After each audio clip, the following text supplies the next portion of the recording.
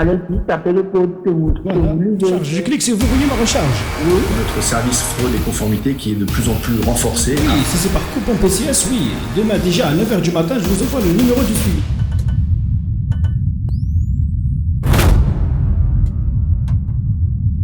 Bonjour tout le monde, aujourd'hui on va démonter des sites internet. Mais avant j'aurais une question à vous poser. Quel est le point commun avec la quasi-totalité des enquêtes contre les arnaques qu'on a pu traiter sur cette chaîne? Allez-y, vous avez 4 heures.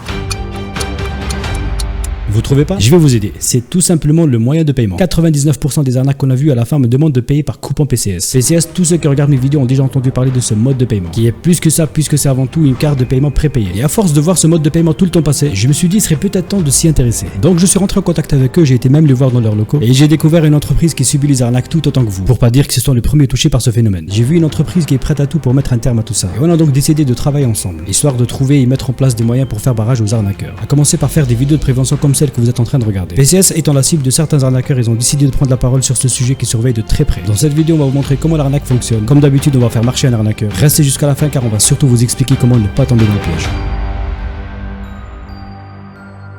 Alors pour trouver une arnaque, je suis tout simplement allé sur un site de petites annonces, le terrain de chasse préféré des arnaqueurs. Au début, je voulais poster une annonce et attendre que ça morde. Vous savez, des fois quand vous postez une annonce sur ce genre de site, quelques minutes plus tard, vous recevez des SMS du style bonjour, votre objet est toujours disponible, si c'est le cas, contactez-moi sur mon adresse email bernarddu77@gmail.com. Cherchez pas, c'est une arnaque. T'as mon numéro, tu viens de m'envoyer un message, alors autant continuer par SMS, non? Pourquoi passer par les mails, etc. La raison est toute simple. Si c'est une annonce pour des logements, etc., l'arnaqueur vous demandera des justificatifs, copie de votre pièce d'identité, etc. Et pour les autres annonces, c'est certainement pour recevoir des coupons par email. Et des fois, il va encore plus loin, c'est l'arnaqueur en question qui vous envoie sa pièce d'identité, qui est bien évidemment fake bien sûr. J'ai commencé donc mes recherches sur le bon coin et je vous jure qu'il m'a fallu moins de 5 minutes pour tomber sur une potentielle arnaque. Une annonce d'un HTC Vive Pro Full Kit à 350 €. C'était un casque de réalité virtuelle, alors qu'en réalité il coûte 1400 € et en occasion il tourne aux alentours de 800-900 €. En général, quand vous tombez sur une annonce trop alléchante comme celle-ci, faites très attention, c'est justement pour vous appâter. Donc privilégiez la remise en main propre si c'est vraiment une très bonne occasion. Et bien évidemment n'envoyez rien tant que vous avez rien. Je lui envoie donc un message pour voir si son casque de réalité virtuelle était encore disponible. Et quelques minutes plus tard, je reçois une réponse. Oui, il est toujours disponible, je vous avais laissé mes conditions, si vous êtes ok, donnez-moi votre avis et on poursuit la transaction. Mais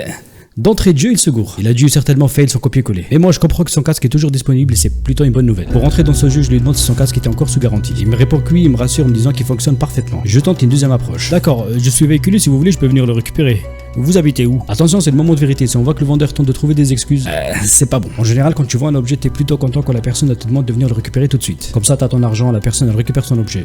Et c'est réglé. Et là, il me sort ça. Je vous avais déjà dit que vu mes disponibilités, je préfère vous faire un envoi. Ok.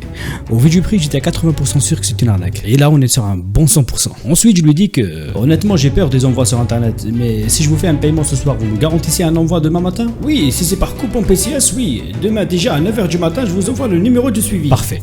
On le tient à notre brouteur. Et je lui fais croire que je prends la route pour aller au bureau de tabac. Ok, j'attends la confirmation de l'achat de vos coupons à hauteur du prix de vente. Ça fait 350 €, ok?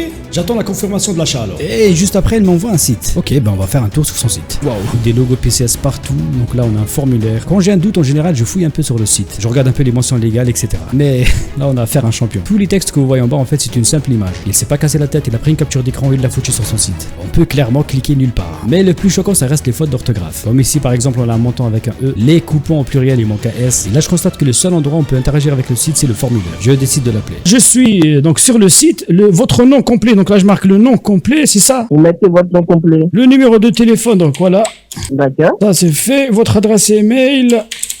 Vous mettez votre adresse email. Voilà. Donc code à 10 caractères. Là, donc attendez, je vais prendre le code. Celui de 250 €. Attendez, voilà.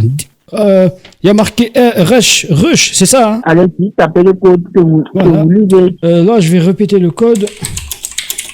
Alors, là, je clique dessus, c'est réglé, 250 €, verrouiller la recharge. Je clique sur verrouiller ma recharge. Oui. Voilà, maintenant j'ai envoyé, il y a marqué merci de patienter, nous traitons votre demande. D'accord, ça vous a bien message, vous allez reprendre maintenant avec le coupon de 100 €. Voilà, oui, j'ai bien enregistré. Est-ce que vous l'avez reçu vous? Non, j'ai rien reçu. Oh là là là. Quand j'ai rempli le formulaire et je l'ai envoyé, il a compris qu'il s'est fait niquer et il a fini par me raccrocher au nez. Comme vous venez de le voir, ça m'a pris moins de 5 minutes pour trouver une arnaque. Vous pouvez vous-même tenter l'expérience sur le site de petites annonces. Vous mettez simplement une annonce et vous verrez le nombre de messages que vous allez recevoir. Ça pullule sur internet. Et aujourd'hui avec PCS, on voulait vous sensibiliser encore une fois. Les fraudeurs détournent la vraie utilisation des cartes PCS car ça reste encore peu connu du grand public. PCS à la base c'est une carte de paiement et de retrait. Tout comme une carte bancaire, elle est accessible à tous, même les interdits bancaires. Ou ceux qui souhaitent une carte bancaire qui n'est pas rattachée à leur code bancaire pour plus de sécurité. Avec cette carte, vous pouvez effectuer des achats sur internet, payer avec dans les commerces, etc. Ou retirer tout simplement de l'argent. Et vous pouvez même bénéficier d'un RIB. Comme je le disais au début, PCS subit ces arnaques. Et je peux vous dire qu'ils sont bien déterminés pour mettre un terme. J'avais échangé avec le directeur général de PCS Philippe Haim lors de mon passage à Paris. Et je lui ai donc posé quelques questions concernant la sécurité, les moyens qu'ils sont en train de mettre en place pour contrer ces arnaques, etc. Bonjour, Philippe Haim, fondateur et dirigeant de la société PCS. La carte PCS est le leader aujourd'hui en France des cartes de paiement prépayées avec près de 2 millions de cartes vendues et plus de 500 000 clients à ce jour.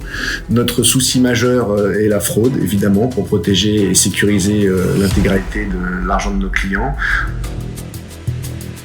Pour répondre à notre préoccupation principale qui est la sécurité, nous avons décidé de se développer sur 3 axes principaux. Le premier, c'est évidemment un nouveau site internet qui nous permet d'avoir une seule et même porte d'entrée unique. La deuxième, c'est des campagnes de prévention de ce type, justement, avec Sandoz, et on est très fiers et contents de ce partenariat.